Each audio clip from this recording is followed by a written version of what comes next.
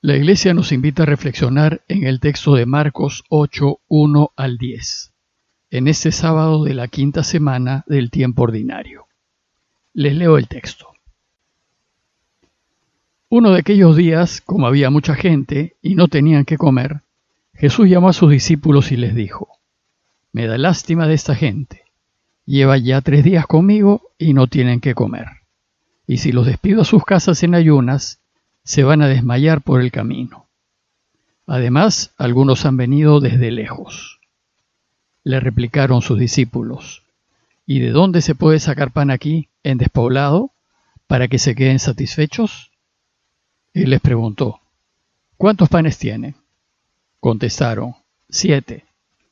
Mandó que la gente se sentara en el suelo, tomó los 7 panes, pronunció la acción de gracias, los partió y los fue dando a sus discípulos para que los sirviera. Ellos los sirvieron a la gente. Tenían también unos cuantos peces, Jesús los bendijo y mandó que los sirvieran también. La gente comió hasta quedar satisfecha, y de los trozos que sobraron llenaron 7 canastas. Eran unos 4,000. Jesús los despidió y luego se embarcó con sus discípulos y se fue a la región de Dalmanuta. El texto de hoy nos presenta la segunda multiplicación de los panes. Una nota previa antes de comentarles el texto. Marcos tiene 2 relatos de la multiplicación de los panes. El primero está en el capítulo 6 y el relato de hoy en el capítulo 8. ¿Y cómo así? ¿Es que acaso Jesús hizo 2 multiplicaciones de panes? Bueno, pues Jesús murió muy probablemente en el año 30, y el evangelio más antiguo que tenemos es de Marcos y apareció en torno al año 70. Y como saben, al inicio, los creyentes transmitieron oralmente los dichos y hechos de Jesús. Por tanto, a lo largo de unos 40 años tuvo lugar una larga cadena de transmisión oral. Y como eran muchos los que en ese tiempo deseaban hacerse cristianos, en la transmisión oral, la información biográfica de Jesús pasó a un segundo lugar y primó la necesidad de enseñar a los nuevos creyentes acerca de Jesús y de su camino. Y así, en ese largo proceso oral, los dichos y hechos de Jesús se fueron mezclando con las interpretaciones y enseñanzas que la Iglesia fue haciendo de ellos. Y los relatos se fueron ajustando y adecuando para que la gente pudiese entender el mensaje. Años después, cuando los evangelistas decidieron componer sus obras, lo que hicieron fue reunir los relatos orales que pudieron. Luego los ordenaron, siguiendo una línea temporal, como si fuese una historia, pero subordinándolos a sus objetivos catequéticos. Bueno, pues les cuento esto porque muchos especialistas piensan que originalmente hubo solo un relato de multiplicación de panes. Sin embargo, a la hora que Marcos recolectó material para su obra, probablemente llegaron a sus manos 2 versiones distintas de la multiplicación de los panes.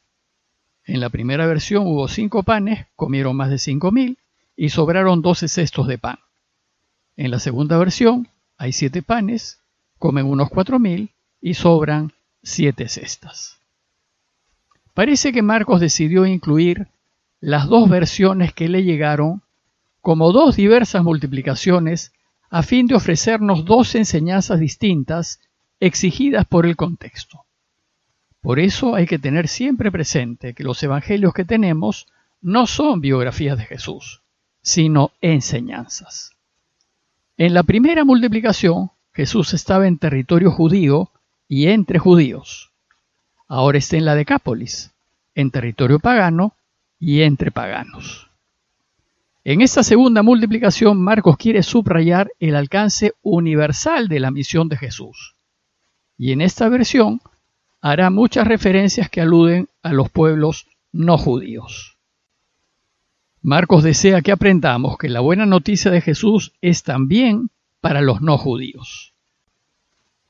Esta invitación a los paganos es una preocupación de Marcos, que ya nos la anunció en la curación de la hija de la sirofenicia y en la curación del sordo mudo. Quiere que aprendamos que también los no judíos, como parece que Marcos lo fue, también están invitados a la mesa del Señor, y que también ellos, pueden participar de la Eucaristía. Veamos el texto. Jesús se encuentra en territorio de la Decápolis, en territorio pagano, es decir, fuera de Israel.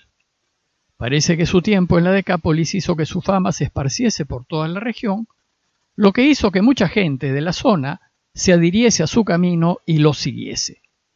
Por eso el texto empieza diciéndonos que había mucha gente con él. Entonces Marcos plantea el problema en boca de Jesús. Me da lástima de esta gente. Ya llevan 3 días conmigo y no tienen que comer.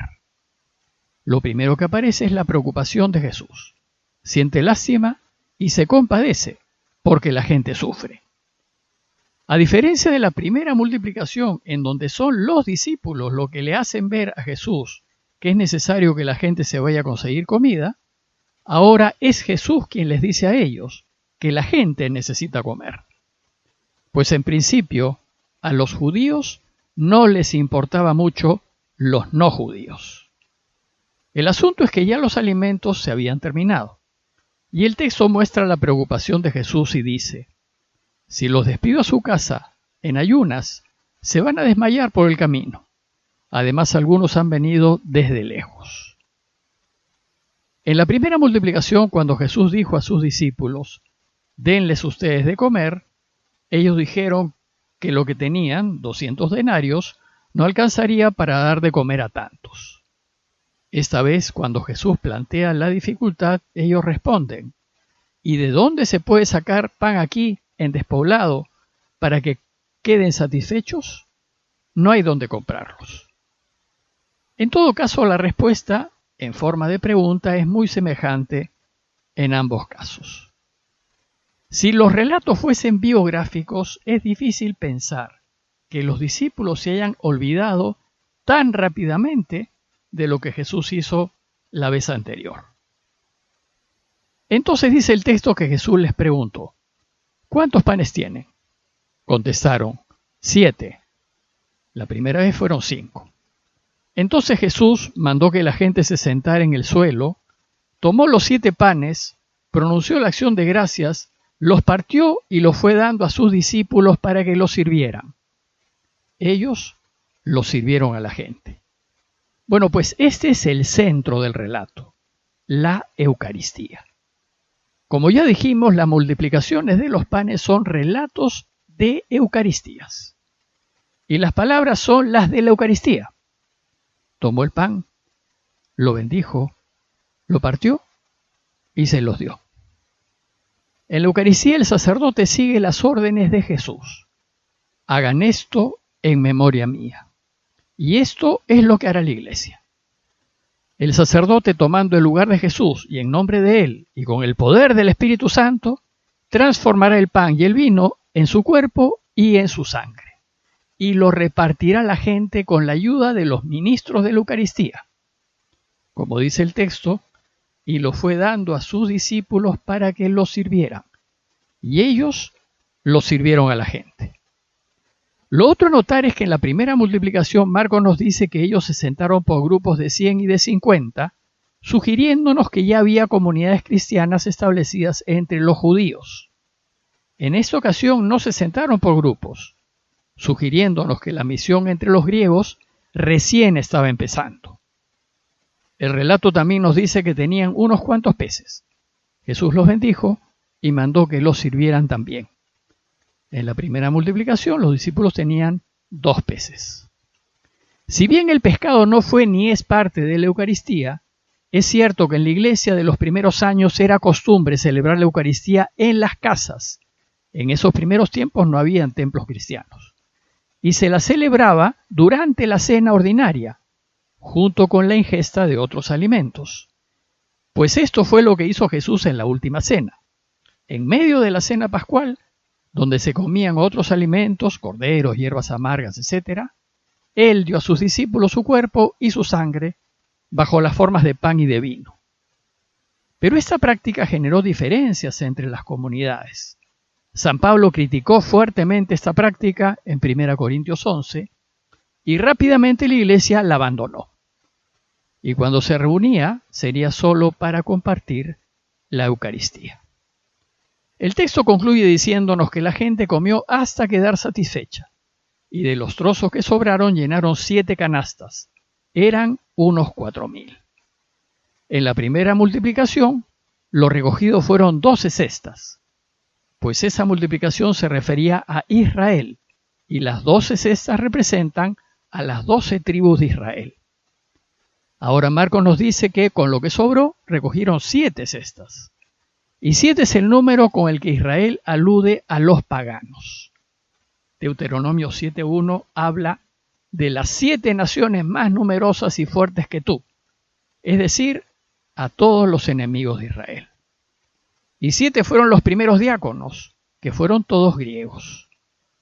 Lo que interesa aprender de esta segunda multiplicación de los panes es que los discípulos, la iglesia, es enviada a todos los pueblos sin distinción y debe estar a su servicio. El relato termina diciéndonos que Jesús los despidió y luego se embarcó con sus discípulos y se fue a la región de Dalmanuta. Jesús sale repentinamente de la región de la Decápolis hacia Dalmanuta. Y Dalmanuta es un lugar desconocido que no ha sido ubicado geográficamente, pero parece que estaría cerca de Magdala, ya en territorio de Israel. En conclusión, este relato nos enseña que debemos tener una mente abierta, universal, capaz de acoger a todos, y mirar a los otros pueblos y a los otros países como hermanos, y en ningún caso como enemigos, pues todo aquel que sigue el camino de Jesús es hermano sin importar sus pasaportes. Pidámosle al Señor su gracia para ser sensibles a las necesidades de la gente y tener un corazón abierto para acoger y ayudar a todos, sin distinción de razas, ni culturas, ni lenguas, ni siquiera de religiones. Parroquia de Fátima, Miraflores, Lima.